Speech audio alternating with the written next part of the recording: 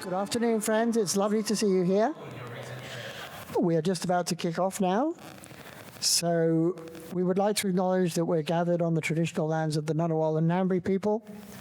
We want to recognize that we are recording and telling our stories on the stolen land of our first storytellers. We wish to pay our respects to all Ngunnawal and Ngambri elders and ancestors, and to extend that to any First Nations peoples who are here with us today or who might be watching online. We recognise Aboriginal and Torres Strait Islander people's continued connection to the land and waters of this country and acknowledge that sovereignty was never ceded. This land always was and always will be Aboriginal land. We'd like to thank CMAG very much for hosting this event, and also, of course, Spring Out, and for Russell for organising it as well. And afterwards, oh yeah, there will be free nibbles in the foyer. I've said that in the Australian way, so there you go, for you. Who am I? I am the MC for this event. My name is Jenni Atkinson. I am an out and proud, non-binary, asexual woman with a transgender history. My pronouns today are they and them. And we have two panelists today.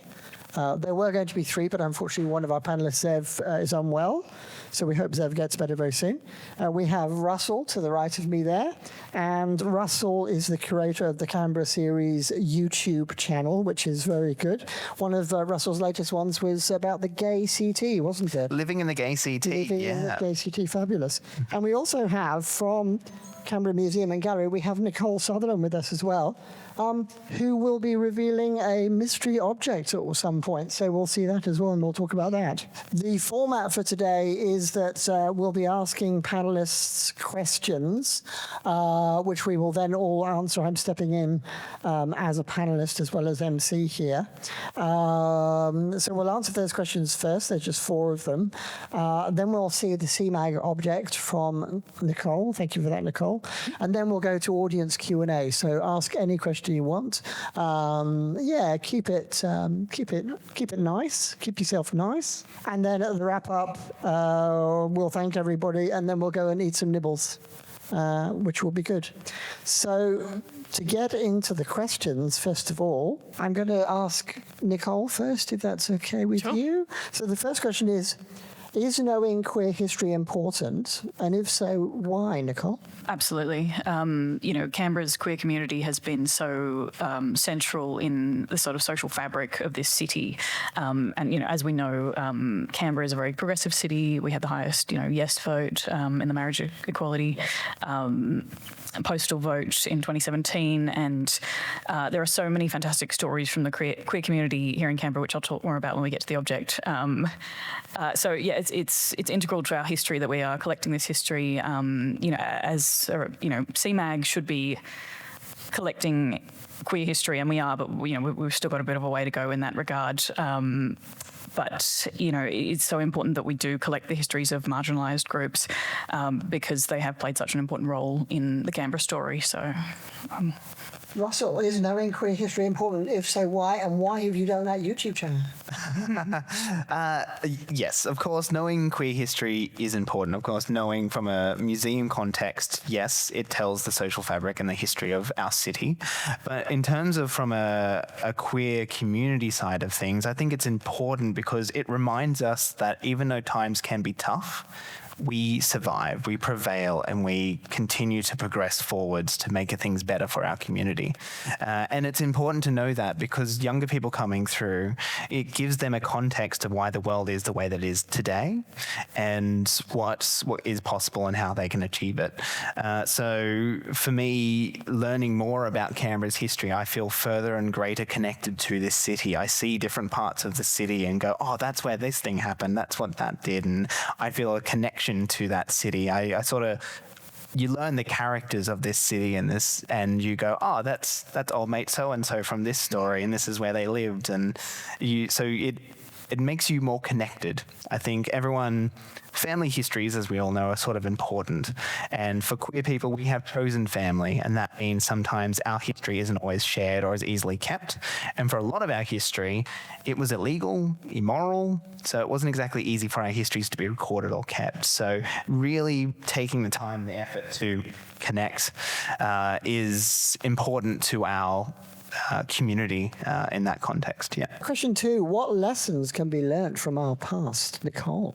Oh, that's a loaded question. What lessons can be learnt? I think, looking at Canberra's queer history and some of the stories we're about to delve into, I think there's some really great stories of advocacy for the queer community, and I think we can learn a lot from that and take inspiration from the people who've come before us, in terms of how we advocate for queer rights and services and things that are important to the community. So I think when we get a bit more into those personal stories that we're going to talk about, we can see some really important advocacy work being done that we can continue, I think.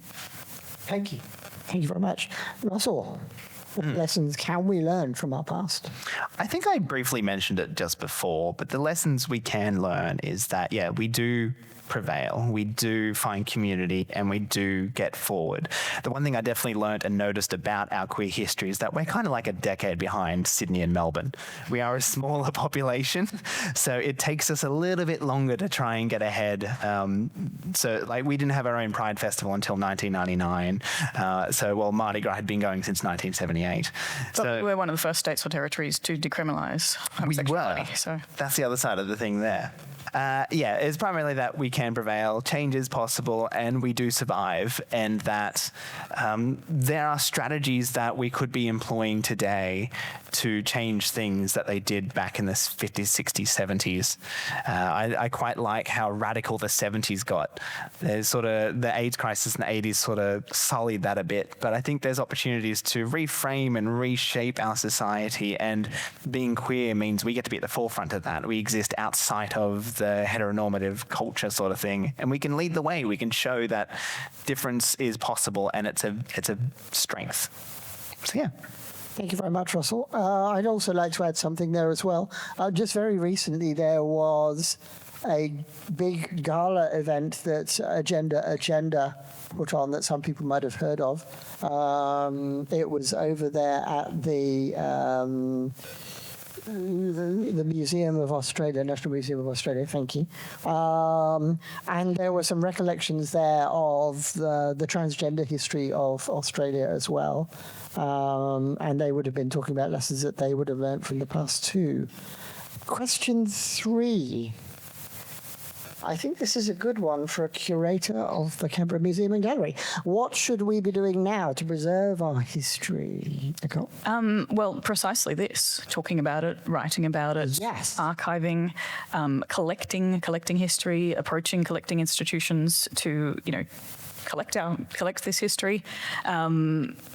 This is all, everything that we're doing today is part of the collecting project, and, collecting oral histories is very important. It's something, sharing and collecting oral histories, it's something that we at CMAG are working on and need to work on more, is collecting oral histories from the community before, certain community members are lost. And yes, collecting objects and stories as well from the community. That's all, incredibly important right now, especially since, as you said, in the past, some people didn't want to be recorded because it wasn't safe to do so. So now that we are in a slightly safer place to do so, we should be collecting those stories and archiving them in our institutions and in our community. And there are, there's grants that you can apply for to help you do this. I think it's called the Community Fund grant, which provides money towards collecting LGBTIQA+ stories. I think there's a grant open at the moment that closes in January if anyone wants to apply for funding to work on these projects. So there's a lot we should be doing and can be doing. Thank you very much. I'm guessing that's through the ACT government. That's an ACT government community grant. Yes. something of a quality grant, is it? Capital authority. Yes, capital quality grants. Yeah, fantastic. Russell, what should we be doing now to preserve our history? Well, it's hard to top a curator talking about what we should be doing. You bring a different perspective. Hey, professional. I had to say, I'm a YouTuber, so that's what I do. I'm a TV editor. And I think for us as a community, we should be championing our stories. We should be making an effort to to really get out there and to say we want to be heard. Our stories need to be part of the greater story of Australia and the world, really. So if you're in a position at work and they're doing a history about whatever you're doing, pipe up. I work in TV production, I'm always trying to get queer stories in. If you've seen Great Australian Stuff with Tony Armstrong, it was because of me we did a story on Mardi Gras. So go watch that because I worked on that. Yeah, thank you. Yes, Tony Armstrong was holding up some of my outfits too. Russell's arm is actually on television. I am. I handed him a milkshake. Tony Armstrong's a lovely chap. Anyway, that's not the point. So I think, for us, it's championing our stories, and even if it's just keeping a journal of things that are going on. I always feel worried about a journal because I don't know if some of my thoughts should be recorded or shared with people. Even when I die, I don't know if people should know what I'm thinking. But I think being a champion for our own stories, lifting up the marginalised, we are, as I said, we are the LGBTIQI plus community, or queer as I like to say, the umbrella. So we should be working as a coalition to protect and listen to our stories and sharing them. And then pestering CMAG, go, hey, where's our stories? Here's my object, put me in. I think I have a fabulous jacket that'll do well in the CMAG one day. Oh. So we'll see. Can you see it? Yeah, one day. What about you, Jenni? Thank you, Russell. Yes. What should we be doing now to preserve our history? I have to declare to you that I am a casual trainer for those lovely, lovely people at Meridian. And just recently, myself and my boss, Harry, who is a lovely, lovely person, we're just starting to create a facilitators course. So group facilitation, like it was back in the olden days when the HIV/AIDS pandemic was running crazy, I did a lot of volunteering work and learning facilitation of groups and things like that for Queensland AIDS Council, ACON in Sydney, and the AIDS Action Council here, who became Meridian. And some of those skills of facilitation of queer groups has kind of been lost. So Harry and I are designing a new facilitation course that should be coming around sometime in about March next year. And as part of that, we're going to be talking about some of the queer history of Australia, so that perhaps younger people who are going to do that course might learn a bit more about, what happened in the past and things like that. Because I think some things have been lost. Yeah. So if we educate the younger folks nowadays, they can then pass that on to other people too. I think being active in talking and communicating with people is just as valid as museum objects and things like that as well. It's all kind of on the ground kind of stuff as well. Question 4. Are we ready for question 4? Do you have a favourite story from Canberra's queer past? I think I might go with that one first, I think. So in the 1940s and 50s, the closest thing gay men can have to looking at anything that was a little bit saucy in print media is basically muscle magazines, which were there, obviously, to help people get better at bodybuilding. They'd have photos of people going, look how good I am at building muscles, and usually they're wearing nothing but a loincloth. So that was offered a lot of queer men's access to such material. And because of 2 public servants in the 1950s, there is a copy of a muscle mag in the National Australian Archive, which I think is, huzzah, good for them. Unfortunately, it's not a good story for them. It's a very interesting story for us, though, and it sort of gives an idea of what queer life was like in Canberra in the 1950s. So these public servants, because this is all in the National Archives, they got investigated by the APS, and so all their records were kept in the National Australian Archives. So their names had been redacted, so I call them Jeffrey and James. And so basically in the 1950s, Jeffries and James met up, and they met at the Rex Hotel. It was basically a haunt for the gays in the 1950s. And they spent a bit of time hanging out with each other until one of them suggested, hey, maybe you should pose like these guys in these muscle mags. So they agreed to do a nude photo shoot on the banks banks of the Molongwe River, which I think is fantastic. That is long gone now. The lake's gone. And then one of them, they worked in the Department of Foreign Affairs, so one got sent over to an embassy overseas. We don't know which one. I like to think they went to Budapest or something. Oh, actually, would have been during the Cold War, so maybe London. We don't know exactly. But while they were over there, they kept talking to each other via letters. And it was very funny, because we all know the Queen came in 1954. And queers, of course, would have been excited that the Queen was coming. Oh, another one of us. Brilliant. But they weren't exactly excited for the Queen coming. It was all the sailors who were coming to town. They were like, oh, men in uniform, excited to play with the locals. So they're writing back and saying, oh, yeah, I got to pick up a sailor. That was fun. And I went to the local beats and picked up these and didn't like them. Until, unfortunately, the guy who was overseas got found out. A 17-year-old got charged with homosexual offences and panicked and outed everyone, including the guy overseas. And then he panicked because he was in hospital at the time. So they raided his apartment and found all the letters and the muscle magazines. And he's like, oh, crap. So he outs everyone, including his friend back in Australia. And he's like, oh, crap, I need to warn, I think we'll say Jeffrey back in Australia. It's like, Jeffrey, like, so apparently he wrote a Christmas card to warn him, saying, Merry Christmas, the APS is going to investigate you, good luck. So Jeffrey kept his cool. He was like, okay, they're going to come for me, that's fine. So he basically hides and maybe even destroys most of his collection of muscle magazines and nude photographs. And when they investigate him, he's like, oh, what are these nude photographs? It's like, just me mucking around with the boys back home in Adelaide. You know, it's nothing salacious, whatever. We know otherwise, wink, wink, nudge, nudge. So basically what happened is that after the investigation, the one who was still here back in Australia, he turned around and said, okay, fine, I'll quit. I know you don't want homosexuals infesting the public service, so I'll quit and I'll go back home to Adelaide and I'll get psychiatric help. And that was enough. They were like, yep, he'll get cured, that's fine. The guy overseas, he was fired, sent back to Australia, and that's the end of their story. We don't know. But because of this investigation, they needed evidence of deviancy. So they grabbed one of his muscle magazines and a life drawing book and a postcard of the statue of David. So there's some very interesting things. So I recommend looking them up if you get the chance. There's actually a copy of some of the investigation and the life drawing picture on display at the moment at the National Australian Archives. So this story you can have a look at it, and it's heavily featured in the Acting Up book by Graham Willett. So, yeah, but that's my favourite little story. Thank you, Russell. You did a video on that, didn't you? I did. So Living in the GAYCT Part 1 goes from the 1920s to 1950s. So the full story is explained a little bit better there as well. So check that out, please. It needs more views and likes and shares. It's a great story. Yeah.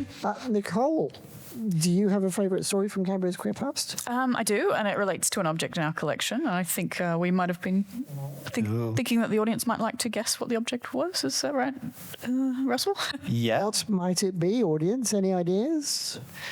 A very important part of our community. Community queer history in the ACT. One in the room down there, up on the wall. Up on the wall. Do you remember what that is? Iridium, isn't it? Oh, nice one, nice one. Yeah, it's in that room. Well done. Yep. There you go. The bullet hole that went into the Reading Club the night that it was shot up. Oh, no, I'm sorry, I don't know that story. So Meridian Club got shot. You're going to have to tell us about that later. So apparently the Meridian Club got shot at. The drive-by and all the drag pushes all went down, and we kept undercover and they locked the doors up, and the police were very late in coming because they came back and had another pot shot. What was that, early 90s, my friend? Because I only got here sort of late 90s and went to the Meridian a few times. 95. 95. I got here about 97, 98, so Wow. we'd love to hear that story. Thank you. Your name is? So Hello, Stephen. Thank you, Stephen. Wow. It's a good story. Wow. Yes. Yeah, You wouldn't absolutely. think there'd be gunshots in Canberra, but there you go. Anyway. A place in the 90s, I guess. it's all because we just thought it was a car backfiring, but then there was a hole in the Something came through the window. Gosh, that would have been, investigate. wow, that would have been really scary. Yeah. They never made the news. Yes. We tried getting attention, but I think also everyone was so scared that we didn't want it to be an investigation where people were going to get outed. Yeah. That makes sense. Yes. We sort of Gosh. kept a bit hush-hush that night. Yes. Yeah, fair enough. that. Thank you for sharing. Well, I don't have anything as dramatic as that. I was just going to talk a little bit about the club's history, and then I know that Jenny's got some real life experiences I've got, that she'd like to. a couple of juicy, they'd like to share with you. Things, perhaps. So yeah, the Meridian Club. It sort of started out. It wasn't a club initially. It started out as an organisation by Dr. Peter Rowland, who had a medical practice in Lonsdale Street in Braddon in 1985. So he sort of started this club as a social gathering space, a place to educate. This is a year before the AIDS Action Council starts up in Canberra as well. So it was probably a place for people to get information about what was going on with the AIDS crisis as well. So it started off as more of a social space, just a gathering place, and really the members of the club wanted to have more of an actual club and some events and whatnot. But this was a member-run club, so basically you paid membership and that all went into the organisation. No money went. It was not for profit. It was very much money went back into the community. It was Canberra's only sort of community-led queer organisation, and it ran for about 20 years. So in the late 80s, when the club wanted to put on events, they would rent out spaces in Gorman House or at ANU at the Terrace Bar on a Friday night. And then finally in 1991, they got the money to build the Meridian Club venue on Mort Street in Braddon, which you can see a picture of behind us here.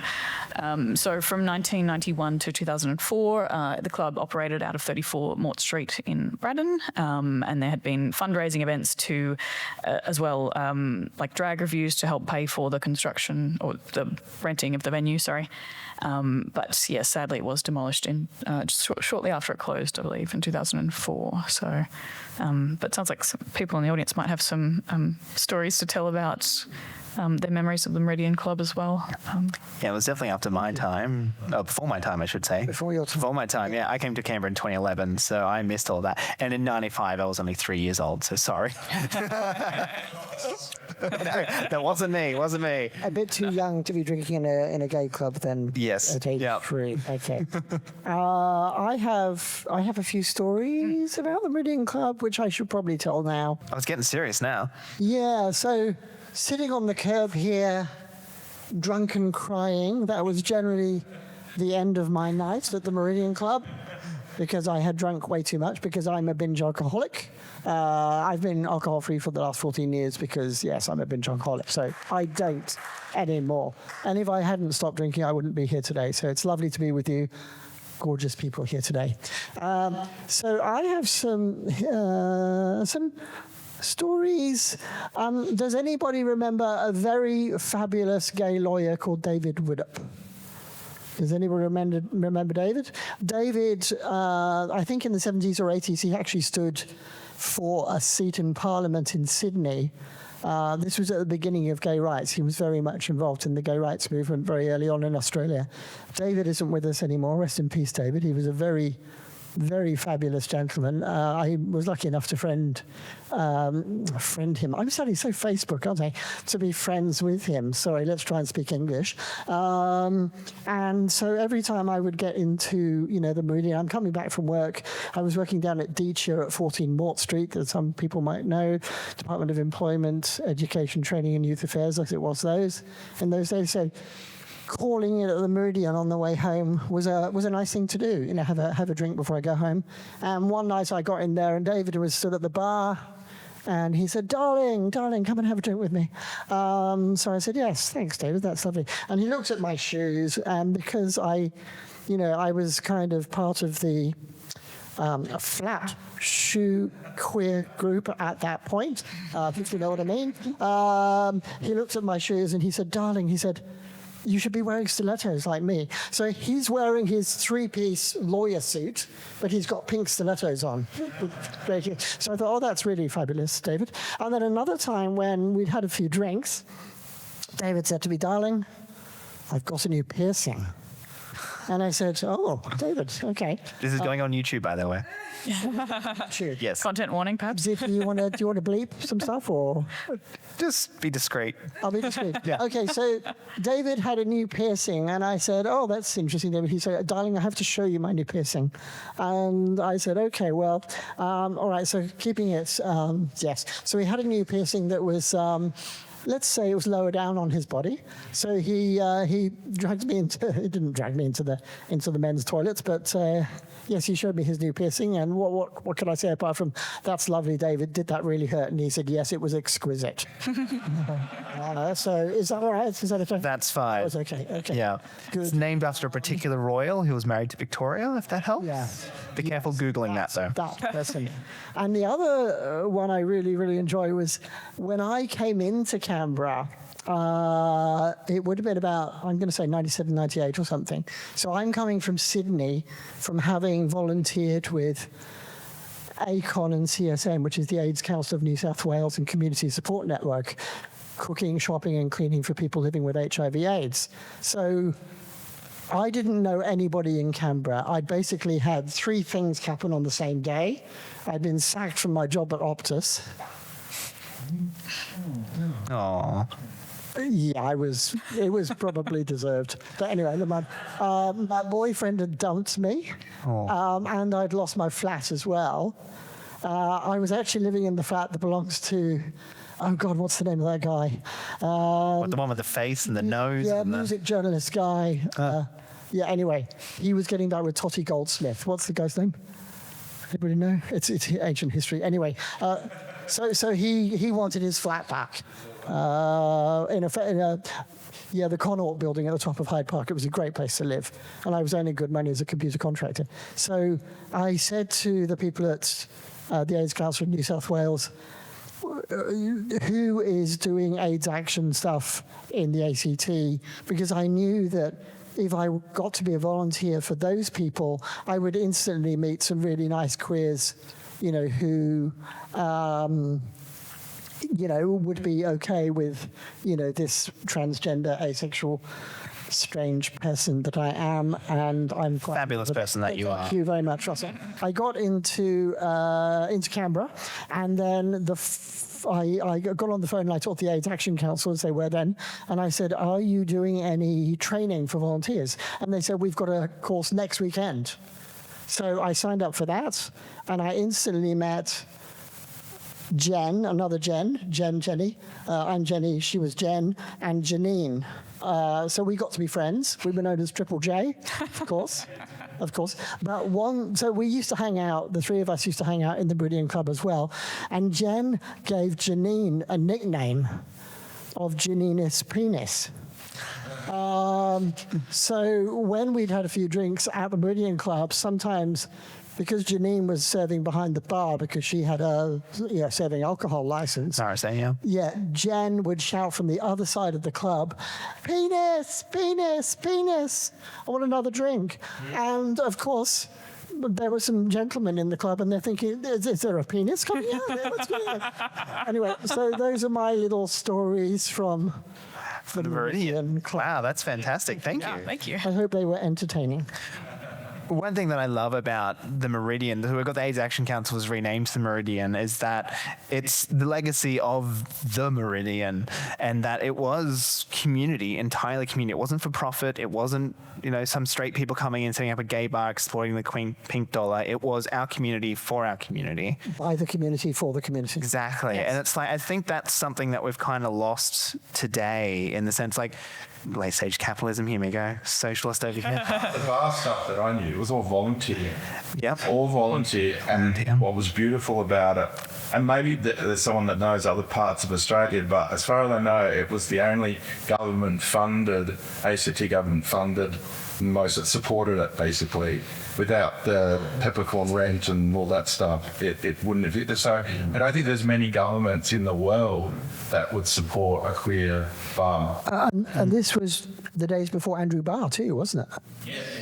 Wow, that's amazing. I didn't know they got any government money there. So It was because I worked in the ACT Planning Commission, the section, and Evercorn Rent was a thing that you gave to churches and not-for-profit charities. Yeah, you gave it to the Riddy Club, and I think we should celebrate that. that's great. Absolutely. No. Oh, gay bars are churches, 100%. They are. Yeah, exactly. And I think that would be nice to see again. I understand, we're all tired and it's difficult because we're all working so hard just to get by and pay rent. But I think it would be wonderful to one day return to something like that. And that, once again, going back to that idea that we're leading the way in showing the world a different way of existing in a positive way. And I think it would be wonderful to see the Meridian reborn one day, not just as the AZAC Meridian Council. 2. Meridian 2, yeah. We've got the Heaven nightclub coming back at the end of the month as well. For one night, yes. One night only, again. That sounds really exciting. But I think that's what I take heart from and pride from our community, is that we all wanted to be together and hang out and have our own safe space, and we made it, and we took space, we made space, and it was for our community. So one day we might return to that. I know Cube wasn't as gay as it could have been, and it's leaving, unfortunately, but I think there's great opportunities going forward, and I think looking back is a good way to find your footing to move forward. But yeah. We've got audience Q&A. I've got a few of them. Q&A. I love this little thing. Excellent. Do people want me to put the Slido back up, or you're all good? I can put the QR code back up again. I can take this stupid button over to Yes. And if you want to ask as well in here, we can do a roving mic. We'll see how we go. But let's have a look. There's one question in here that I have to love. I'm a Melburnian. Quite often I get asked a lot of prickly questions. How can I defend Canberra as an acceptable place for gays to live and not a boring hole? Tell them it's not Adelaide or Queanbeyan. Well, I will start. I read the question, I guess. For me, we are a small, tight-knit community, and it doesn't take much to get into it. We have plenty of clubs and organisations that we're involved in. You've got Pink Tennis, Rainbow Ranters Toastmasters Club. You've got Meridian. They do lots of things as well. The Bush Dance always goes off. Spring Out, tons of stuff there. Choir, can't go wrong with the choir, exactly. AGA, gender agenda, shift back, yeah. So there's lots of little ways that you can connect and be a part of this community. And because we are so small, I like to say we've all slept in each other's pockets. Or in some lesbian cases, moved in with each other's pockets at some point. But I think it's what you make with this community. Yes, we're not as big and as glamorous as we don't have an Oxford Street, though Lonsdale Street is trying. We don't have the big nightclubs, and I know the Mustang Ranch isn't as exciting as Wet in Melbourne, I'm sure, but not that I've been. But it's what we make it, really, and people do dismiss Canberra, and I think that's a little bit of a distinct advantage of Canberra, is that we're a bit counterculture, a bit underground, and I think that's the fun thing. As once again, it's what you make it, and if they're going to dismiss Canberra, then they're not worth coming, to be honest.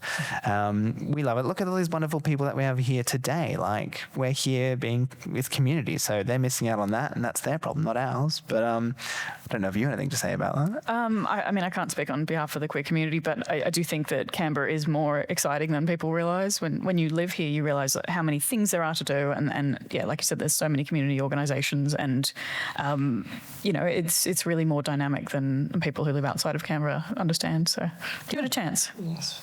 What do you think, Jenni? Yes, I agree. A lot of people come to Canberra and they think, oh my God, it's boring. But it's not, because you just have to dig a little bit under the surface and there is something for everybody. You just have to ask somebody who's a bit of a hub and knows quite a lot of networking and stuff like that. That would be me. If you need to ask about anything that's going on in Canberra, I probably might know someone who's in that kind of area. There's a lot of great stuff happens in Canberra, but I think the good thing about Canberra as well is how progressive we are, as has been witnessed by the different votes that have happened, over the years. And I particularly want to mention, for example, I did a lot of volunteer work with the Gender Agenda, which is an organisation for gender diverse, transgender and intersex people. And the founder of that, a gentleman called Peter Hindle, founded it from a basis of human rights.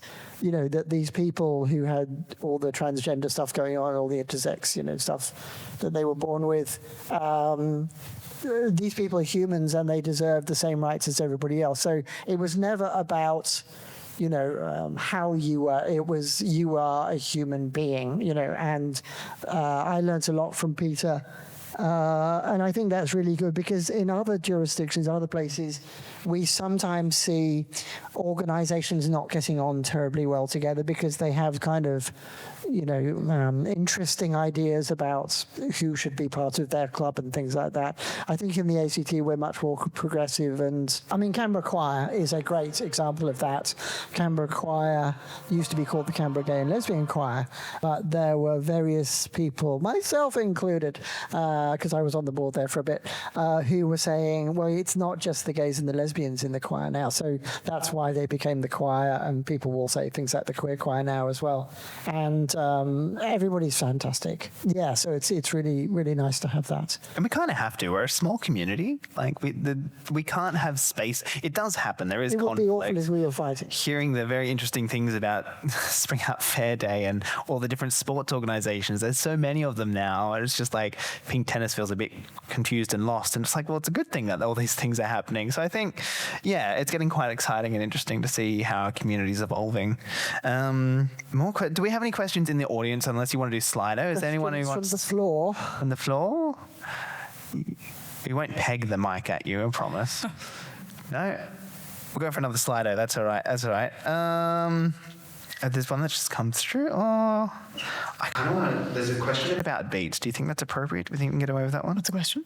Let's have a... Well, where did I put it? I heard that pretty much every public toilet in Canberra is a beat. Is that true? No, they've got to be discreet enough. Why was Canberra's active beat culture persecuted and shut down before 2005, especially during Kate Carnell's government? Because Kate Carnell was calamitous. 2005, I was in year 7, just to put that out there, and I didn't live in Canberra. Not visiting the beat so much. No, wasn't a beat visitor then.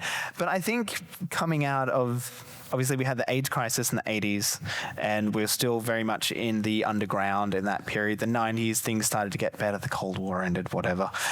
So things were getting more progressive and acceptable. But I think we sort of had this idea of we had to be, because we're the nation's capital, we had to be all pure and like clean. And there was a big push. I think Zev mentioned in their podcast Queer's Past, I strongly recommend checking that out, that it was sort of just like the public toilets in Civic were all replaced with those automatic cleaning ones.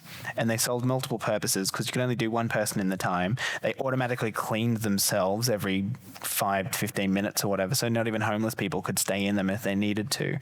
So it was very much this idea of, I think, probably purifying and trying to keep people. And like beats were a place of community. It's a sexual of nature, but when it wasn't possible to be out, it was our way of connecting to community. And there's still beats around. Hague Park got cleaned up a bit, so I don't think that's a beat anymore. But they still exist. And yeah, as was once again, nude photo shoots down by the Longlow River, like they served a purpose in our community. They still exist today in different forms. But yeah. And there's a queer swimming spot, isn't there, down in the... Canberra Pools, yeah. Go to the third beach. Third beach. I'm revealing too much now. Third beach. There's a third beach. Yeah, it's a bit of a hike, but it's worth it. Moving on. So, there's a question that's come through, is there a queer person from history or Canberra's queer history that we should know about or people should know about? I'm going to say David Widdup. If you do read about the history of David Widdup, that's Widdup, it's fascinating. And he was a very, very fabulous person. Yeah. Yeah. David was great. David Widdup. Yeah, I think for me, I'm still in my earlier days of research, so it's like... And Peter Rowland, Dr. Peter Rowland was killed in a gay hate crime. And then that's the person who founded the Interchange General Practice, which is still around. So was he involved with Meridian? Yes, he was the founder of Meridian meetings. Yeah. Yeah. So I think those would Never be... met Peter. Olga Gonzalez, she was a famous drag person. So who's this? Olga, I didn't know Olga. Olga? Well, there we go. Ah. Yeah, we're on a tour with them last tour with these and Oh. spring out things. Sounds wonderful. Excellent. See, we don't do enough of that these days. Drag queens at beats. That'd be fun for spring out. Gosh, we're so sanitized these days. I think another character it's sort of an example of how we can whittle our ways into positions of power. And so there was Grant McIntyre, who was friends with Harold Holt and was his private secretary while he was Prime Minister. So what's funny is that ASIO would have done background checks on him. Everyone would have known he was gay, but he kept his life separate. He was a professional APS, like public servant at work, and at home was this big cat man who would hold soirees all the time, overpour his G&T so everyone would water his plants. The stories where people would have to be cautious while eating because he just didn't care about cooking that much. They'd have to pick the plastic out of the roasts.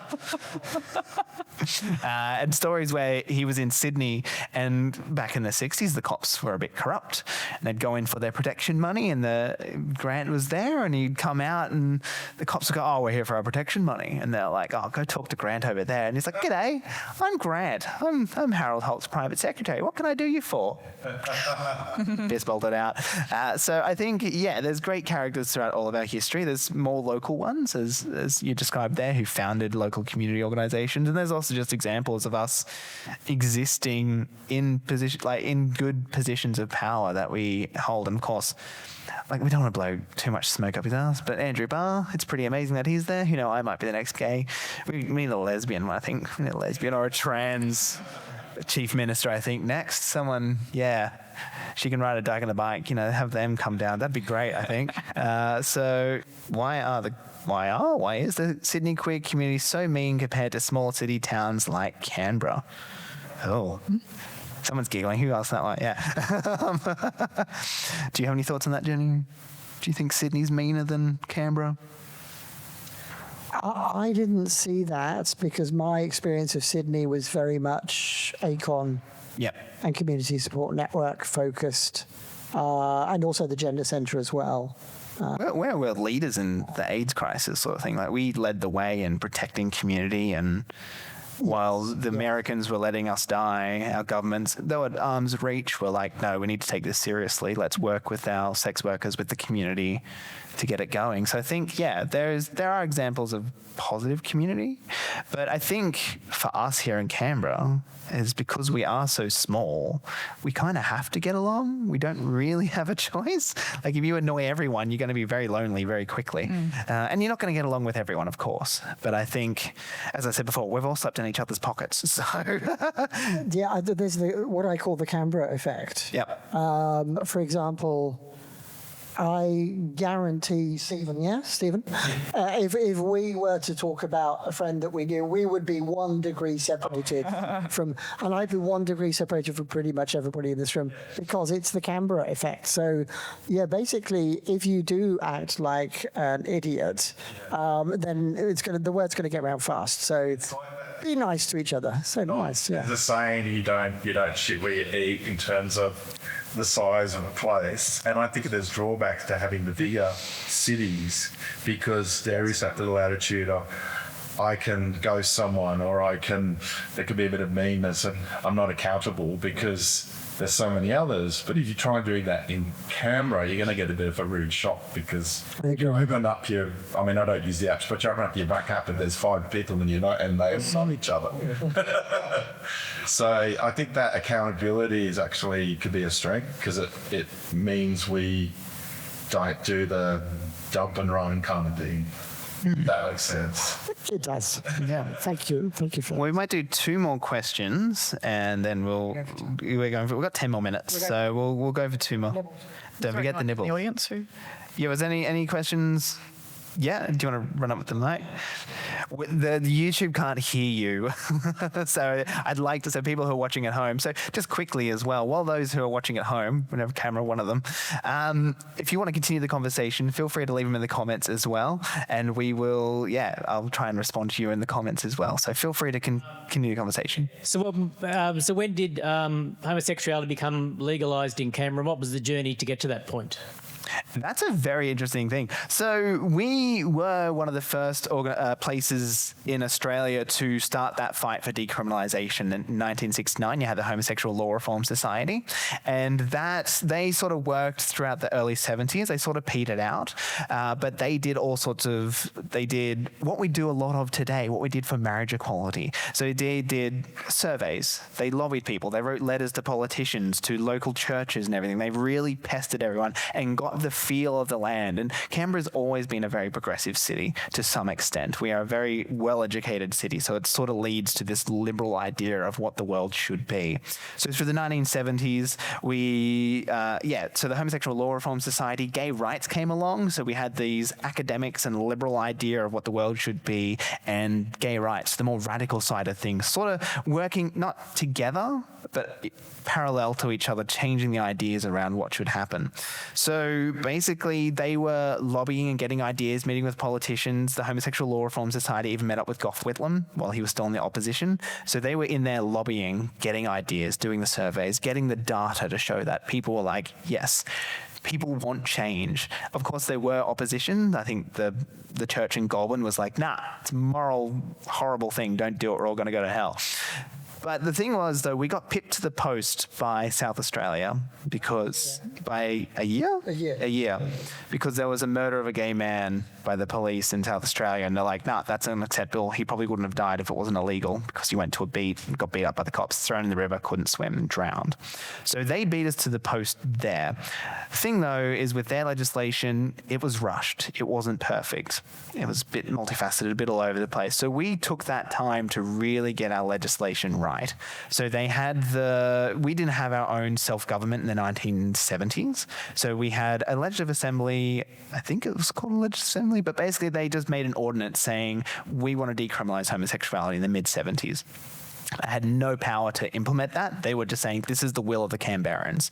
So that ordinance, because they were changing the criminal code as well at that time, so that's why the big rush happened in the 1970s. The federal government, they had jurisdiction over the ACT, and they were like, we're going to change the criminal code. Let's add, abortion, suicide, homosexuality to that decriminalisation stuff. But they had their own ideas. They wanted to do 21 for gay people, 18 for 16, something like that. Basically, it was a tiered age system for the gay stuff. We wanted it to be equal. So the Legislative Assembly, they turned around and they made the ordinance and said, yep, decriminalise it. This is how we're going to do it. These are the laws. To soften it, we did end up doing that age difference because just to get something out, we had to get that age difference in. So it eventually made it onto the text. So Gough Whitlam comes into power, 1973? Yeah, 2? Thank you. 2? Everyone knows the dismissal. It's a lot easier to remember that one, 1975. So lands on his table, on the... What's the federal lawyer person? The Attorney General. That's it. Head lawyer. Thank you, Sophie. So lands on the Attorney General's table to say, yep, here, sign that in and it'll become law. So sits on his table for most of 1975 because there's lots of things going on that year. And then one big thing happened, the Governor General, we won't go there. So it sort of got pushed aside with the dismissal. But fortunately, when Fraser's government came in, they basically put it through straight away. So that was 1976? 76, yeah. 76, yeah. So in 1976 that we decriminalised homosexuality in the ACT. So we were second, but I think we basically got it right the first time around. It has changed and obviously progressed better and make it more accessible, but we basically got it right the first time around. A lot of other states followed suit after us. Does that answer you? Does that make sense to you? I went all over the place there, but that's basically the story. Comprehensive. Yes. But if you want to learn that story a little bit more, it's in Graham Willett's Acting Up, The History of Canberra's Queer History. So check that out. Good old Rodney Croon in Tasmania, the last to get it. 1997. He was fighting for everybody else, and then Tasmania. And their story on that's not ACT, but the fact that they went to the police station, all these couples, hundreds of couples, I think, you said, arrest me, and the police were like, we're not going to. So they kind of showed the fallacy of the law, that it was just to persecute you. one thing we had as a political movement that others didn't is the power of coming out. Because everyone assumes, not me, that we're straight until otherwise proven. I just assume everyone's gay until otherwise proven. It's like a please be gaydar. I assume everyone's trans. Until proven otherwise. So, where was I got distracted by talking about those jokes now. Where was I going with that? Never mind. What was I saying? I just forgot. That's fun. Somebody rewind the video. Yes. No, it's just left me. Never mind. Oh well. Do you remember what I was saying? About how we front up and... That's right, the gay rights movement. Thank you. Yes. So, as I said before, in the 1970s, we sort of had this idea of like the people who were the Homosexual Law Reform Society, they were just academics, people who worked at ANU and were lawyers and stuff, and they just felt the law was unfair. To our knowledge, they weren't queer people. They weren't part of our community. They just saw the law was unfair. Then the gay rights sort of happened. So, of course, we had Stonewall in 1969, but it was the decriminalisation of homosexuality in London that had more of an impact at the time than Stonewall. So it wasn't until like the early 70s that gay rights, like being gay, you weren't homosexual, you were gay, that came along in the 1970s and really, radicalized and changed our attitudes. And the point of coming out was something that Indigenous people or women didn't have. This was our weapon of choice. I shouldn't say a weapon, but that was our political way of doing things. But we'll be quick. I've got one more question that I think is sort of important for us to discuss, in the sense that's like someone sort of asked, why do we care about gay rights when it's the trans and the intersex people who are fighting, who have more discrimination, where gays are so mainstream now? Why? And I think they're asking why that, but I honestly don't think it is. I'll keep rolling and I'll let you come in, I think. From my perspective, we're a coalition. We're the LGBTIQA plus community, the queer community. It's an umbrella. For me, I'm a cisgender white man who just happens to be gay. So there is privilege in that position. And to me, privilege is a responsibility. So I don't mind taking flack if it protects trans or intersex people or more vulnerable people. That our strength is in our unity and our sides together. So I don't think fighting for trans rights or intersex rights or anything like that is a loss for gay people, because if one of us is suffering, we're all suffering. We all need to work together. So I think, and once again, looking at history, we've overcome stuff before. We're going to keep doing it, and we're going to do it again. Yeah. I think you covered it pretty well, but thank you. Yes. And also, I mean, my communities are broadly the queer community, but the two that I'm most active in are the transgender community and, as of about 8 years ago, the asexual community, when I discovered my asexuality. Bless you. So I don't know, people might not realize, but the people who get the conversion therapy more than any other group within the queer umbrella are the asexual people. Because a lot of asexual people are not wanting, some have sex, some don't, but generally not wanting to have sex, not wanting to have children, things like that. So worldwide, a lot of asexual people are put through various programs to try and make them, quotes, normal, but being asexual is actually it's part of how humans are. Some humans, maybe it's about 1 or 2%, might be more, not exactly sure, we've never been counted. Bit of a dig at the census, there we go. But eventually we will be counted, and I think you're right, Russell, and I think when you start all this stuff from a human rights standpoint and you remove whatever the sexual or the gender thing that's happening with a person is, it just makes so much more sense. We're all human beings at the end of the day, and we all deserve respect and love. And the great thing in the queer community is, of course, we get the fabulousness and the glitter and the rainbows and the unicorns and things as well. So that's nice. Yeah. I feel like we've sort of ignored you a bit. No, that's okay. I mean, I can't really speak to that question, so... No, that's fair enough. Well, I guess just quickly then, No, never mind. But I'm glad you were here. I thank you for being here with us. And I learned a lot today as well. Yeah, good. But so speaking of that, we have a few. Where is that? There we go. We've got a few things coming up as well. So there are some exhibits that people are worth checking out. Let's talk about that just quickly, and then we can go out and have some snacks. Let me spruik our upcoming exhibitions. Shameless plugs, I've called them. Well, it's a good opportunity. In 2 weeks' time, we've got 2 queer exhibitions opening here. So 2 photographic exhibitions. The first one is called A Loving City, Queer Revisited. So many of you may remember Jane Duong and Victoria Firth-Smith produced the series Queerborough in 2017. I was involved right at the beginning, but I dropped out. Yeah.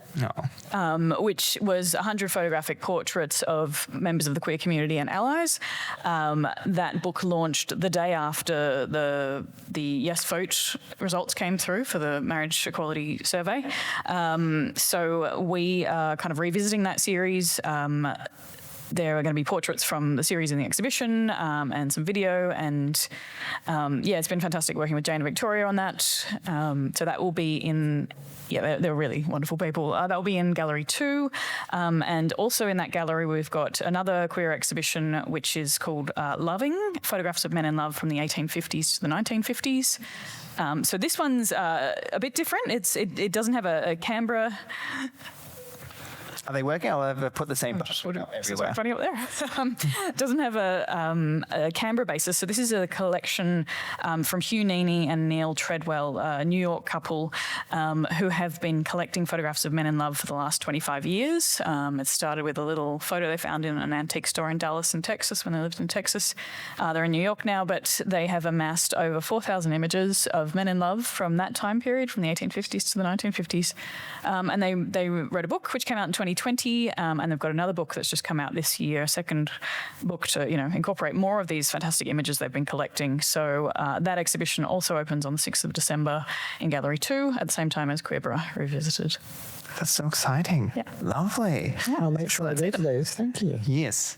Zev was meant to be here, so I'll plug for them. They're doing Queers Past live next week over at the Canberra Theatre, which is quite exciting. I love their podcast. I strongly recommend listening to it. They've done it so well. The challenge I have is trying to adapt something similar to that into video is I have to find footage. You don't have to do that in a podcast.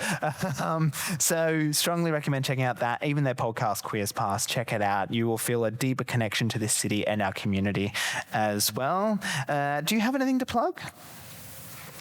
I don't put you on the spot there, but I just want to say that there are other people in our community who still need support and work to be done. I'm thinking of QTI BPOC people. That stands for Queer, Trans, Indigenous, Black, BLAK, and Black, BLACK, and people of colour.